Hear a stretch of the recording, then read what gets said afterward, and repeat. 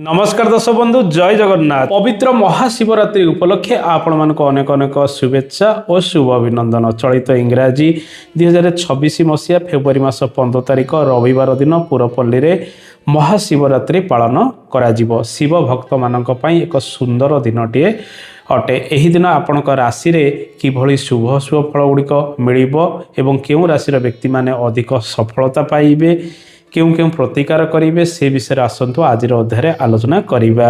जो दिन फाल्गुन मास हो कृष्णपक्ष तिथि होती राति चतुर्दशी तिथि भोग हो से दिन महाशिवरात्रि पालन करा जाए एवं रवि से समय कुंभ राशि रे चलन करुथिबे। दर्शक बंधु महाशिवरात्रि रहुतिबारु उपवास करिबा श्रेष्ठ अटे। जो माने शिव भक्त रहिचंती से माने विभिन्न मानसिक मध्य करिथांती। कुहा जाए महादेव शीघ्र प्रसन्न मध्य होई जाइथांती। आपण प्रातः स्नान कर दियंतु, महादेवंकर उपासना करंतु। एही दिन रुद्राभिषेक मध्य आपण करि परिबे। किछि उपाय मु आपण माननको कहूची। परवर्ती समय आबे राशिफल विषय आलोचना करिबा। महादेवंकर अति प्रिय बेलपत्र, केतकी फूल, दुर्दुरा फूल ये सब को महादेव पाखे आप अर्पण करेंगे। 108 बेलपत्र आप अर्पण करेंगे एवं महामृत्युंजय मंत्र पाठ कराइबे जदि आप रोगरे पीड़ित रही। एही दिन आखु रस गुड़ शिवलिंग अर्पण कले शुभ फल गुड़िक मिलता है। बाधा विघ्न दूरीभूत होता है। जदि आपणकर संपर्क क्या सहित भल रोना यही दिन महु मध्य शिवलिंग अर्पण कले संपर्क जोड़ी हो जाए। दर्शक बंधु आपण 108 बेलपत्र पंडितों द्वारा बा ब्राह्मणों द्वारा गछरु छिंडाई करी आनी ताकू गंगा जल इत्यादि रे शोधन करी महादेवों पाखरे अर्पण करंतु। रुद्राभिषेक करंतु, महामृत्युंजय मंत्र पाठ करंतु। बाधा प्रतिबंधक दूरीभूत हवा सहित कर्म क्षेत्र में उन्नति प्रगति, स्वास्थ्य क्षेत्र में समस्या दूरीभूत हम।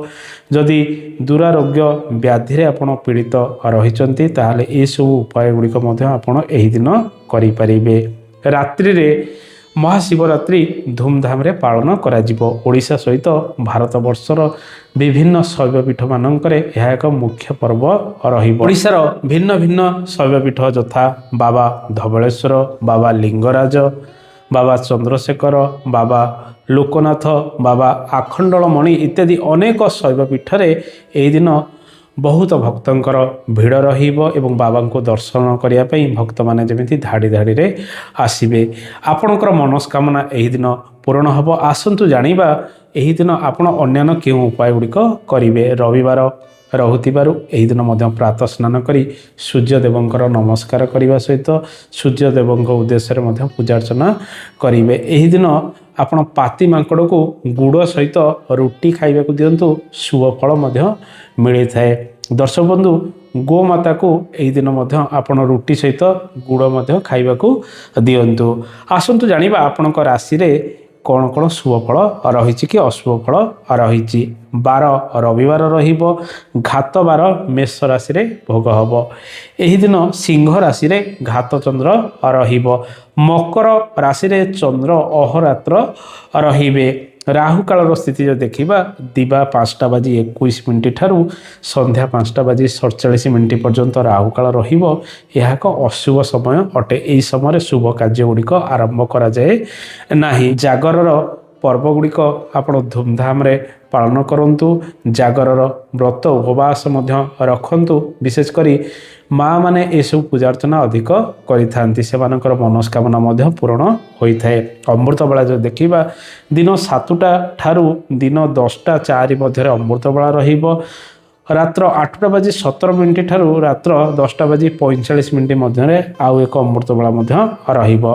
क्यों क्यों राशि रे शुभ फल गुड़िक भोग हम आसतु जानिबा। जेहेतु मकर राशि रे चंद्रंकर स्थिति रहिबो एही समय रे प्रायतः 7 गोटी राशि रे सर्वाधिक शुभ फल गुड़िक मिलिबो। से 7 गोटी राशि जदि आमे देखिबा मेष राशि, कर्कट राशि, तुला राशि, बिच्छा राशि, मकर राशि, कुंभ राशि और मीन राशि এই রাশিরে সর্বাধিক শুভ ফল মিলিব। অন্যান্য যে রাশি রহিলা বৃষ রাশিরে সমস্যা রহিব।